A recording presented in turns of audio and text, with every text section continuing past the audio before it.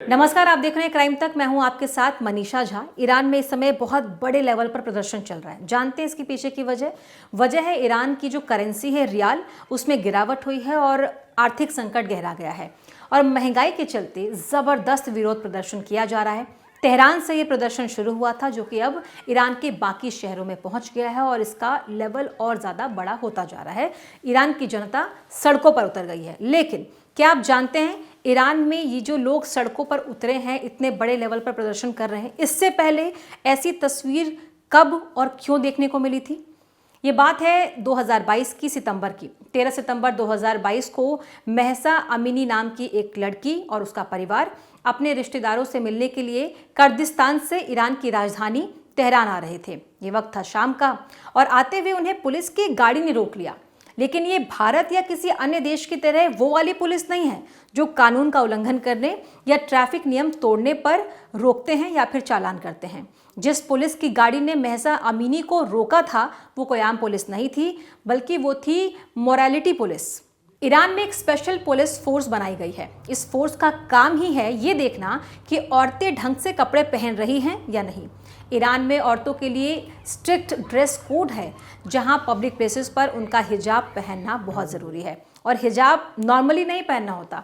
यहाँ के महिलाओं को हिजाब ऐसे पहनना होता है कि उनके मुंह के साथ साथ उनके बाल जो है वो कसकर बंधे हो और उनका चेहरा, उनके बाल हिजाब से ना दिख रहे हो। और इस ड्रेस कोड को सही से लागू करने के लिए ही ईरान में मोरालिटी पुलिस तैनात की गई है। मतलब ये कि वहाँ की पूरी एक फोर्स का काम ही है महिलाओं के कपड़े चेक करना कि वो वहाँ के नियम के हिसाब से कपड़े पहन रही हैं या नहीं पहन रही।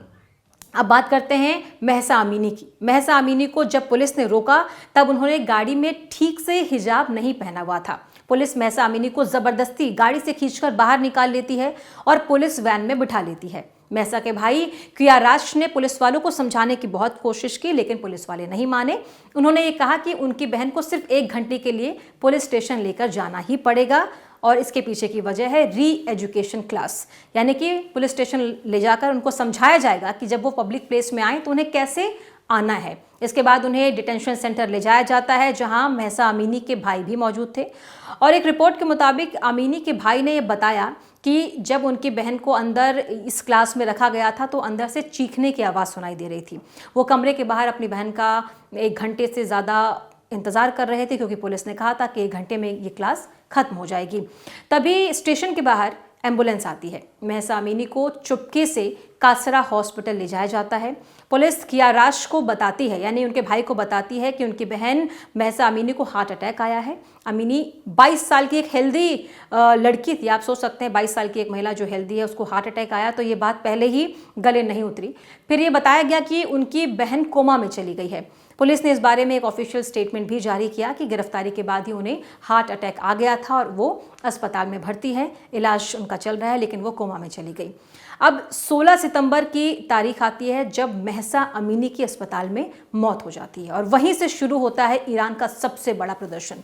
पूरा ईरान गुस्से में आ गया और वहाँ जब महसा अमीनी को पुलिस अपनी गाड़ी में खींच कर ले जाती है, उस समय वहाँ जो लोग मौजूद थे, यानी कि जो आई विटनेस है, वो ये बताते हैं कि उस दिन पुलिस की गाड़ी में ले जाकर अमीनी को मारा पीटा गया था। वहीं महसा अमीनी के पिता अमजद अमीनी का ये दावा है कि उनकी बेटी को पुलिस ने मारा है।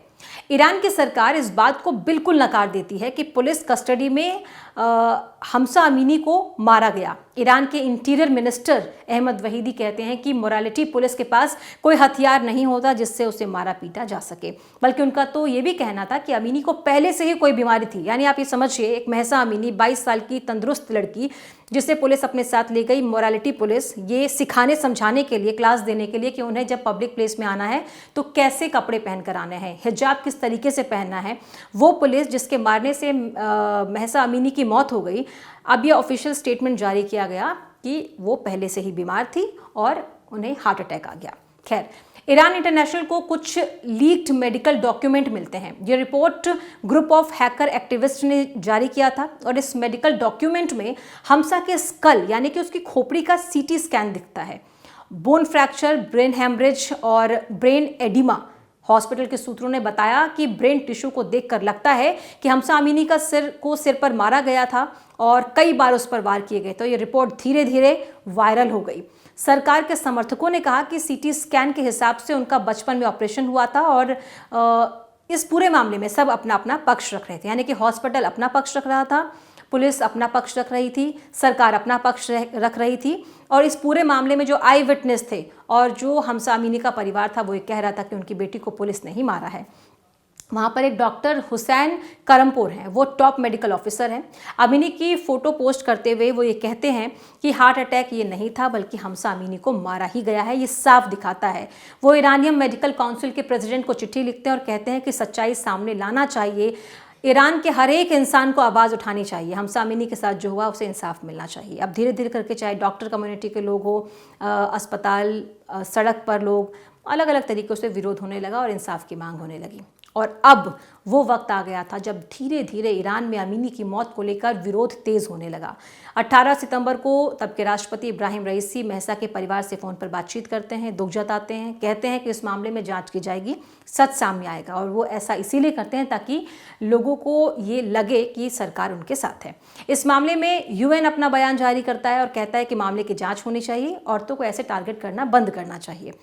अमेरिका भी इस मामले में दखल करता है, कहता है कि जांच होनी चाहिए। यानी कि न सिर्फ ईरान में ये प्रदर्शन चल रहा था, लोग आवाज़ उठा रहे थे, बल्कि यूएन इस मामले में कूद पड़ा, अमेरिका इस मामले में दखल अंदाजी कर रहा है कि इतने बड़े लेवल पर ये पूरा प्रोटेस्ट हुआ। पूरा ईरान जलने लग गया। सोशल मीडिया पर यह खबर फैलते ही शहर शहर प्रोटेस्ट होने लगा। बाकी औरतों ने भी अपने साथ ऐसे सुलूक का आरोप लगाया। कई वीडियोस जारी किए गए जहां महिलाओं को खींचकर मोरालिटी पुलिस अपने साथ ले जा रही है। उनके साथ भी मारपीट किया गया। महिलाओं ने विरोध में अपने बाल काट दिए, हिजाब उतार दिए, हिजाब को आग लगा दिया, आज़ादी के नारे लगाए। ये विरोध प्रदर्शन धीरे धीरे हिंसक हो गया। अथॉरिटी टीयर गैस का इस्तेमाल करने लगी, पुलिस फायरिंग होने लगी और इन सब में कई लोगों की जान चली गई। 100 से ज़्यादा लोग जख्मी हो गए और 500 से ज़्यादा लोगों को हिरासत में लिया गया। यानी कि 2022 में जो ये प्रदर्शन हुआ उसमें हमसा अमीनी नाम की एक लड़की जिसकी उम्र 22 साल थी, उसकी मौत हो गई पुलिस कस्टडी में। मोरालिटी पुलिस वहाँ पर जो ये तय करती है, जो ये देखती है कि महिलाएं जब पब्लिक प्लेस पर आएँ तो कैसे कपड़े उन्हें पहनना चाहिए। और इस पुलिस कस्टडी में हमसा अमीनी की मौत के बाद पूरा ईरान जलने लग गया और ये उस वक्त का बहुत बड़ा प्रदर्शन था। और इसके बाद अब फिर से 3 साल बाद ईरान में तस्वीर कुछ ऐसी ही दिख रही है, लेकिन इस बार ईरान की तस्वीर के पीछे की वजह कुछ और है। इस बार ना किसी की मौत है, ना महिलाओं की आज़ादी की बात हो रही है, ना ही हिजाब की बात हो रही है। इस बार बात हो रही है महंगाई की। ईरान के इस ताज़ा आंदोलन की ये 2 अहम वजह जो है, सबसे पहली महंगाई और दूसरी ईरान की करेंसी का अपने सबसे बुरे दौर में पहुँच जाना।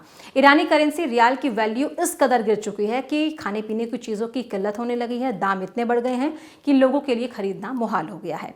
ईरान में महंगाई की दर इस वक्त 48% से ज़्यादा है। और अमूमन जिस देश की अर्थव्यवस्था बहुत अच्छी नहीं होती बल्कि ठीक ठाक भी होती है, वहाँ ये दर 4% होती है। और अगर वहाँ 48 है तो समझ लीजिए कि ईरान में इस समय स्थिति क्या है और ईरान कितनी महंगाई से गुजर रहा है। और यही वजह है कि इस वक्त ईरान के सड़कों पर लोग उतर आए हैं, प्रदर्शन कर रहे हैं। इस पूरे मामले में भी कई लोगों को हिरासत में लिया गया है, कई लोग जख्मी हुए हैं, कई लोगों की 35 से ज़्यादा लोगों की जान चली गई है। तो ईरान में हाल ही के कुछ वर्षों पहले एक बड़ा प्रदर्शन हुआ था, उसके बाद फिर से एक ऐसी तस्वीर, लेकिन दोनों की वजहें अलग अलग हैं।